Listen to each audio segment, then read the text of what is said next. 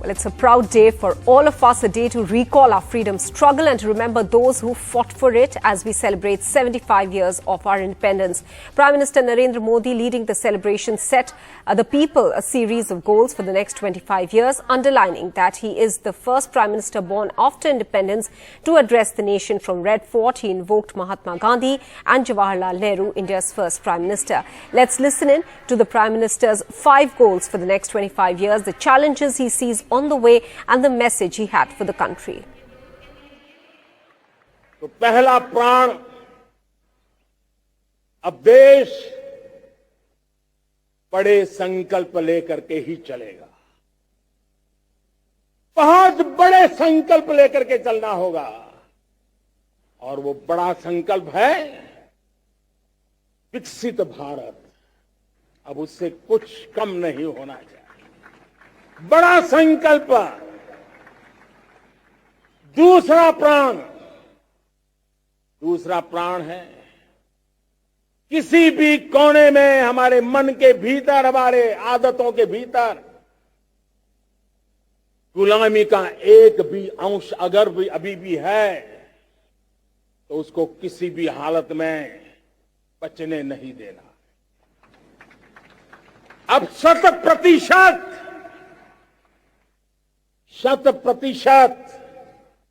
सैकड़ों साल की गुलामी ने जहां हमें जकड़ कर रखा है, हमारे मनोभाव को बांध करके रखा हुआ है, हमारी सोच में विकृतियां पैदा करके रखी है, हमें गुलामी की छोटी सी छोटी चीज भी कहीं नजर आती है, हमारे भीतर नजर आती है, हमारे आसपास नजर आती है, हमें उससे मुक्ति पानी ही होगी। ये हमारा दूसरी प्राण शक्ति है। तीसरी प्राण शक्ति, हमें हमारी विरासत पर गर्व होना चाहिए। हमारी विरासत के प्रति, क्योंकि यही विरासत है जिसने कभी भारत को स्वर्णिम काल दिया था, और यही विरासत है जो समय को अनुकूल परिवर्तन करने की आदत रखती है। यही विरासत है जो काल बाह्य छोड़ती रही है, नित्य नूतन स्वीकारती रही है। और इसलिए इस विरासत के प्रति हमें गर्व होना चाहिए। चौथा प्राण, वो भी उतना ही महत्वपूर्ण है और वो है एकता और एकजुटता। 130 करोड़ देशवासियों में एकता, न कोई अपना न कोई पराया। एकता की ताकत एक भारत श्रेष्ठ भारत के सपनों के लिए हमारा चौथा प्राण है। और पांचवा प्राण है नागरिकों का कर्तव्य। नागरिकों का कर्तव्य जिसमें प्रधानमंत्री भी बाहर नहीं होता है, मुख्यमंत्री भी बाहर नहीं होता है, वो भी नागरिक है। नागरिकों का कर्तव्य, यह हमारे आने वाली 25 साल के सपनों को पूरा करने के लिए एक बहुत बड़ी प्राण शक्ति है। All right, let's move on now and talk about Karnataka, where there was a show of strength by the Congress party. They called for a freedom march today, and it was attended by thousands of Congress supporters. It was a battle of Tirangas virtually in Bengaluru, where over 1 lakh people turned up for the Congress party's freedom march in Bengaluru, a show of strength ahead of next year's elections. Mr. Shiv Kumar, how has the start of the rally been? After the post-independence, this is one of the biggest march what we have done in Karnataka, and it is an history. It is a love for India, strength for India, and for the development of India, and unity for India, and for peace for India. Okay. Do you see this? Everybody are talking this is a battle of Tiranga war. That this is a battle of Tiranga war. Congress is trying to counter the BJP with hargar. This is a war for unity of India. All right, thank you, Mr. Shiv Kumar.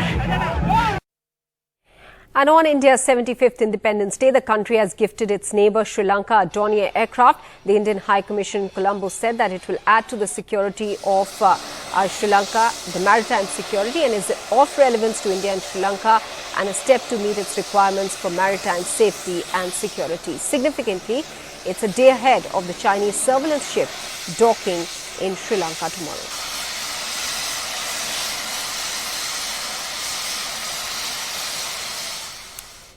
Well, and long queues are being witnessed at the army recruitment offices for the admission into the forces via the Agnipath scheme. After weeks of angry protests a few months ago, the new route of admission into the armed forces for non-officer ranks seem to have been belatedly accepted. Akshay Dongre reports from Hisar.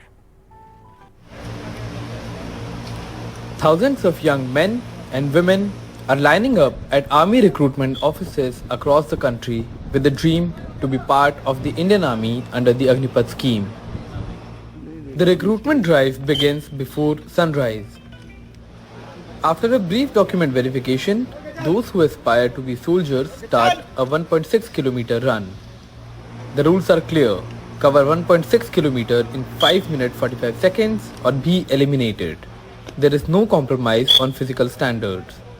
Despite weeks of protests across the country in the month of June, when the new Agnipath scheme was announced, the new route of admission into the armed forces for non-officer ranks seems to have been belatedly accepted. Yes, recruits there would have liked to have worked for more than a decade and earned a pension at the end of the day, but with no option available, they have to accept this, an opportunity to serve their nation for 4 years. 25% of all candidates, the best of these recruits, will be given the opportunity to serve a full term. The eligible age for recruitment under the Agnipath scheme is from 17 years 6 months to 21 years. However, a one-time 2-year relaxation has been given this time. For many, this relaxation has come as a major relief. दोस्त आप कहाँ के रहने वाले हैं? बाटोल जाटान। अच्छा, तो यहाँ पर अग्निपथ स्कीम के लिए आप आए हैं, क्या कहना चाहते हैं? कैसा महसूस हो रहा है? अब तो बहुत ही अच्छा महसूस हो रहा है सर। रनिंग है? Yes sir. और क्या मतलब रनिंग वगैरह सब हो गई आपकी? यस सर, सब हो गया। भाई जैसे पिछली बार कोरोना कारण भर्ती नहीं हो पाई, बच्चे रह गए, तो सरकार ने 2 साल बढ़ा दी, तो उनके लिए 2 साल का अदर मौका है उनके पास। जो ओवरेज नहीं हुए हैं वो अगले 2 साल और आगे। उम्मीद है कि वर्दी पहन पाएंगे, भर्ती हो पाएंगे। अब जो अग्निवीर की भर्ती देख के मतलब कि दिल ने गवाही नहीं दी कि कर लिया यह चीज़, अंदर तो मन भर गया अग्निवीर में, मतलब कि ना फार्म भरना जी करा ना तैयारी करना जी करा। अच्छा, तो थोड़ा डिसअपॉइंटेड थे आप? मतलब कि पहले वो जो चीज़ थी नहीं, जो 16 साल की दिन हुआ एक बार लायक जंदे 15-16 साल मतलब बंदा की जिंदगी बन जाती। ये 4 साल में आगे चिंता हो जाए, 4 साल बाद क्या करांगे। After the physical tests, qualifying candidates go through medical tests, a written test and interview in the end of the day. All qualifying candidates will go through a common interest test on 16th October this year and will be selected on the basis of merit. According to the Army, 40,000 Agniveers will be recruited. Last date for online registration is 3rd September. The Army has received approximately 22 lakh registrations so far. 85 rallies are taking place across the country. 74 rallies for men, 11 for women. Men are eligible for post of general duty, clerk, tradesman, technical. Women Agniveer to be recruited for military police. मुझे ये कहते हुए बहुत गर्व है कि बहुत से कैंडिडेट ने इसके लिए अप्लाई किया है, लाखों की तादाद में, और उनका उत्साह देखते हुए जो कि इस रैली में आए हैं, हम बहुत ही गर्वान्वित हैं। As India celebrates 75 years of independence, lakhs of young men and women are preparing to be part of the armed forces and safeguard the freedom we all cherish and celebrate every year. In Hisar with camera person Ashok Mahale, I'm Akshay Dongre for NDTV. Well, and traders' bodies say that the Hargar Tiranga campaign gave a boost to flag sales by 3 times. Hargar Tiranga campaign has generated business worth 500 crore rupees. Sakshi Bajaj reports.